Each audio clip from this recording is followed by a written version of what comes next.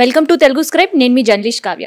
So మనందరికీ తెలిసే కాళేశ్వరం ప్రాజెక్ట్కి సంబంధించి ఎంత రచ్చ జరిగింది, ఎన్ని రౌండ్ టేబుల్ సమావేశాలు జరిగినాయి, అండ్ ఒకానొక సందర్భంలో ప్రాజెక్ట్ నిండుకుండల్లా ఉండే పరిస్థితే లేదని ఎన్నో వాదనలు విన్నాం. కానీ ఈరోజు ఇప్పుడు పడుతున్న వర్షాలకి ప్రాజెక్ట్ నిండుకుండలా ఉంది.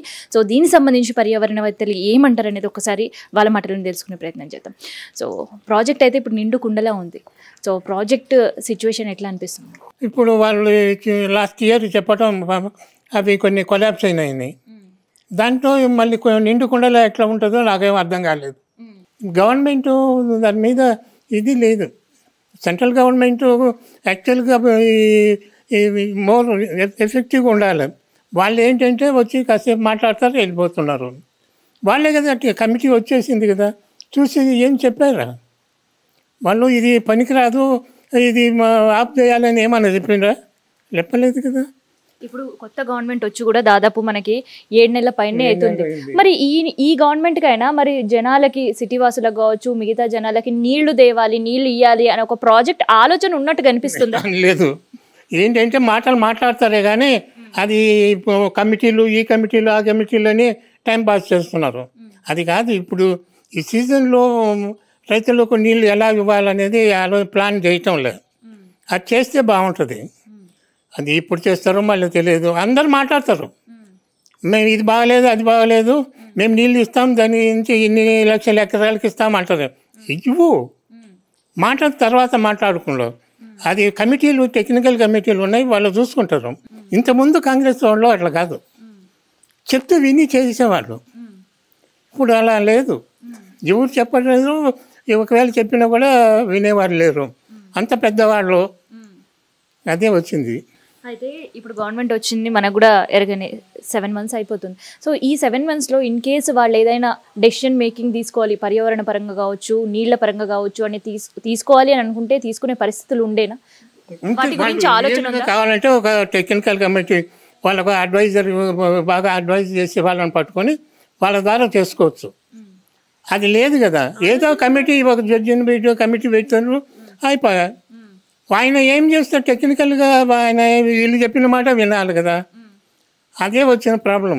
అలా కాకుండా వీళ్ళు రియల్గా ఇది చేసి వీళ్ళకు నీళ్ళు ఇద్దాం అనే యాటిట్యూడ్ రావటం లేదు. ఇంకా క్రిటిసైజ్ చెప్తారు కానీ అవతల వాళ్ళని క్రిటిసైజ్ చేయటమే సరిపోతుంది.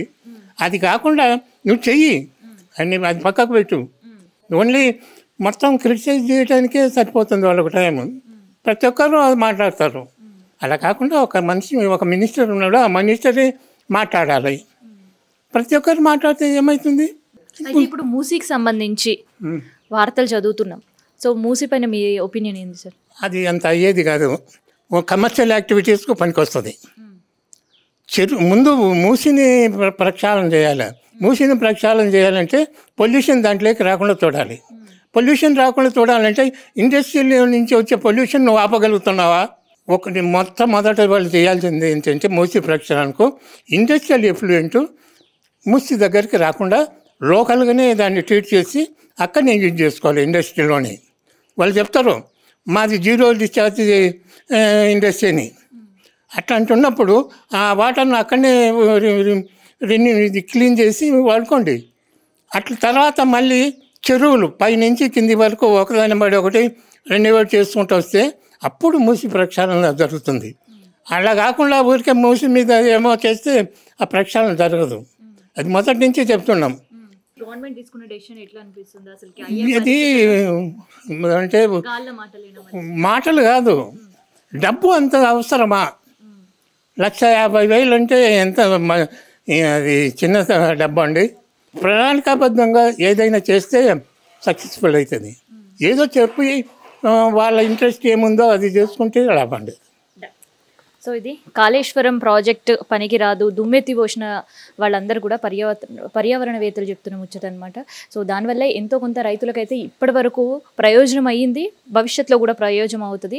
కానీ ఇప్పటికైనా ఇప్పుడు వచ్చిన కాంగ్రెస్ ప్రభుత్వం దుమ్మెత్తి పోసేది లేదంటే విమర్శించే మాటలు బంద్ చేసి అట్లీస్ట్ రైతుల కోసంతో పాటు ఇక్కడ సిటీలో ఉండే సిటీ వాసుల నీటి కష్టాలు, తాగునీటి కష్టాలు కూడా తీర్చే ప్రయత్నాలు చేస్తే మంచిదని అయితే చెప్తున్నారు పర్యావరణవేత్తలు.